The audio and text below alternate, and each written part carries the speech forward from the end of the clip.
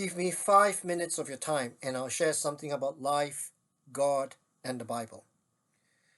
When we think of Christmas, we usually think of a homecoming. We think of children and grandchildren coming home for Christmas. However, when we read the Christmas story, homecoming is not a major theme. If anything, the Christmas story is a story of exile, being away from home. First, Mary and Joseph traveled far south from Nazareth to Bethlehem for the census, just before Jesus is born. It is true that Joseph comes from the house and line of David. Therefore, he must go to Bethlehem, the place where King David was born, to register his family for the census. When they reach Bethlehem, they find that there is no guest room available for them.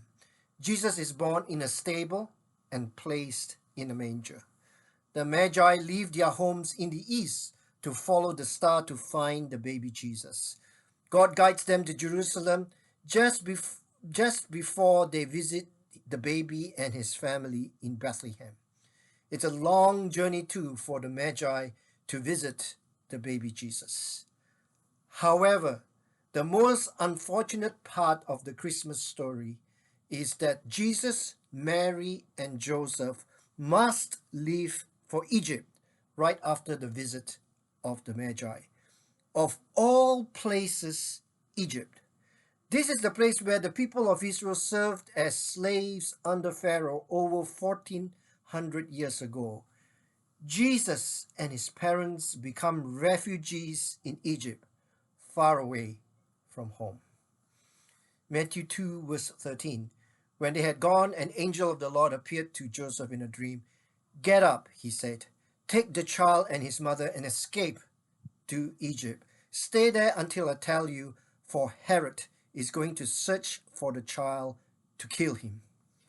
Every year at Christmas, we place so much emphasis on the birth of the baby Jesus, which speaks of life.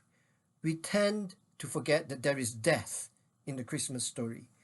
Herod kills all the baby boys of Bethlehem under 2 years of age. We tend to project Christmas as a time of coming together for the Christmas dinner and festivities. However, at the first Christmas, it is a time of coming apart. It is a time of death. Herod is not a nice king. Herod not only kills the babies of Bethlehem. If you read about Herod, you will find that he also kills sons and wives, just to preserve his throne. Herod is an evil king. Matthew 2 verse 16. When Herod realized that he had been outwitted by the Magi, he was furious, and he gave orders to kill all the baby boys in Bethlehem and its vicinity who were 2 years old and under, in accordance with the time he had learned from the Magi. I struggle when I read the Christmas story each year. When I read the first 2 chapters of Matthew and Luke, I find that the story has exile and homecoming. It has violence and peace.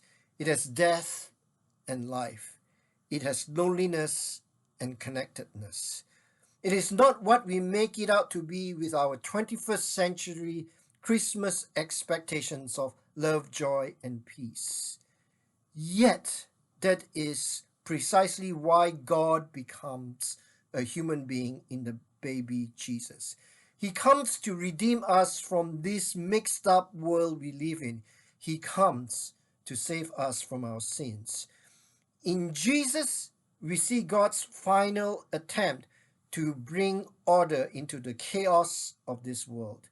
With the birth of the baby Jesus, God has begun his journey to restore humanity to what God intends us to be.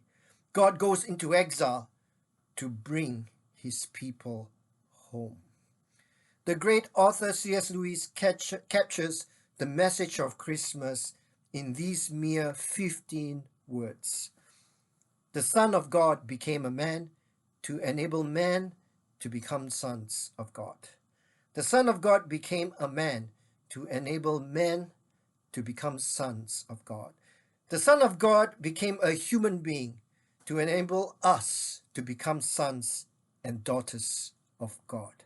That, my friends, is the message of Christmas.